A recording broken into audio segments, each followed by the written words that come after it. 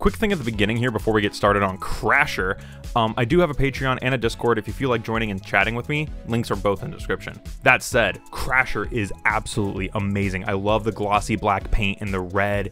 I especially love how clean the vehicle mode is with the little engine on the back. Like, it's been a minute since we saw a clean vehicle mode like this. Painted rims too, like how insane is that? I love the silver movie Decepticon symbol. That's absolutely fantastic to see again.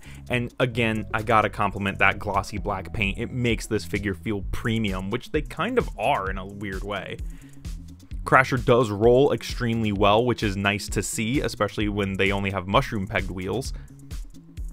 And comparing Crasher up to some of her masculine counterparts of black repaints, here she is with PowerCore Combiner's Crankcase, Armada Megatron, who's not a black repaint, don't know why they're here, and RID Scourge. Can't forget Machine Wars Hoist though, can't forget him. Legacy Crasher is a very, very neat toy. It's based off the Mirage mold, which is extremely good. Like, I think the Kingdom Mirage mold, it's a little better. There are problems, but I think Crasher wears it extremely well, being one of the best colorways for it. Transformation, let's just get the weapons off, and you start by kind of bringing up the arms and separating them.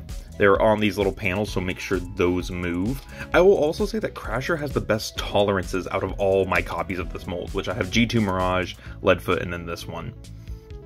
Then you kind of want to pop these all apart. There we go.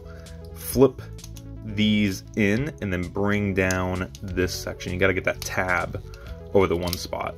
There we go. And flip out the foot.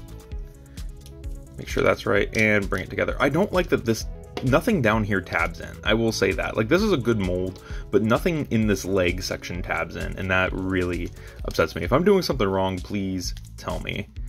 We're going to do it again on the other side. There we go. Pop that down. Bring this in. Because, like, it looks like it should.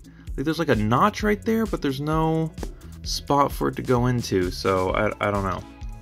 Coming back to the back here. Take this tab and flip it down. Now on some copies, this does like to stick to this, but on mine, it's actually the smoothest it's ever been. Bring these wheels in. They don't lock in or anything. Bring the arms down, and you're gonna click these panels into place. Oop. Oop. There we go. Just the shoulders.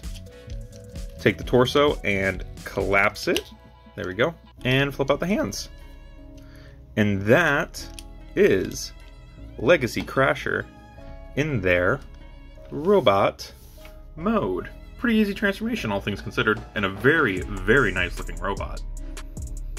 Crasher's robot mode is absolutely fantastic. I love how the colors come out on this. Now, the head sculpt on here is the toy accurate one from that clear Siege Mirage, which I really think makes Crasher stand out from the other uses of this mold. I love how the colors come out here. It's really, really nice seeing that gloss black contrast against the white, and the way that they pose is just powerful and punctual.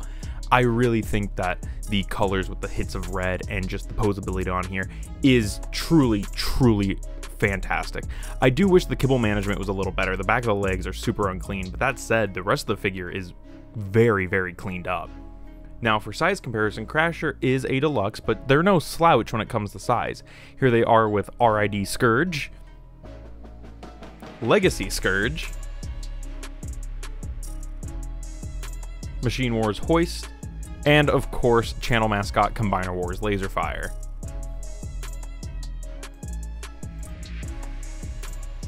Articulation on Crasher is also really, really solid. They do have a ball jointed head, which has a little bit of emotion to it. I will say it creaks and whatnot, so it makes me a little nervous to mess with it. Full 360 at the arms, goes out, and you can kind of tilt these to get just a little bit more out. Full bicep swivel, 90 degrees at the elbow. He does, or she, sorry, does have the little fold-in hinge wrists. Full 360 at the waist. Legs go up about that far, they go back pretty unimpeded, and they go out unimpeded, so that's really good.